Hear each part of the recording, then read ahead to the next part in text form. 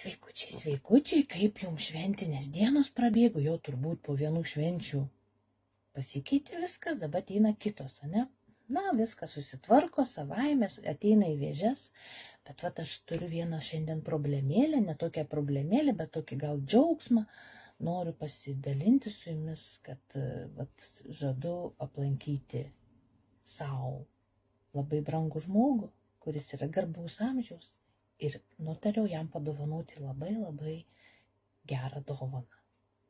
Kadangi tas amžius jau yra labai ir tikrai garbus, virš 80 metų, o tas žmogus man labai svarbus, tai aš jam padovanosiu stiprybės, padovanosiu jėgos, padovanosiu tai, ką aš galiu padovanoti.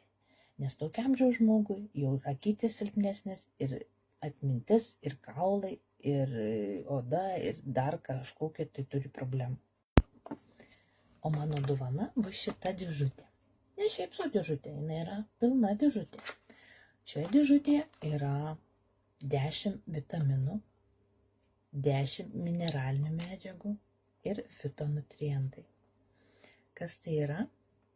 Daug kas turbūt žinote. O jie yra supakuoti va taip gražiai. Kadangi aš vešiu kaip dovaną, tai paruošiu. Kadangi žmogus jau amžiuje, jam gal bus sunkiau, todėl aš jam viską paaiškisiu, kai nuvažiuosiu. Šičia yra multivitaminai, šičia mineralai, o čia fitonutrientai. Kas yra tos mineralai, kas tai yra, jūs tikriausiai ne vienas jau žinote. Ir kai trūksta įvairiausių maistinių medžiagų, kaip žmogus jaučiasi prastai, todėl mes juos dabar supakuosime, sudėliosime į dėžutę ir nuvešiu dovanų.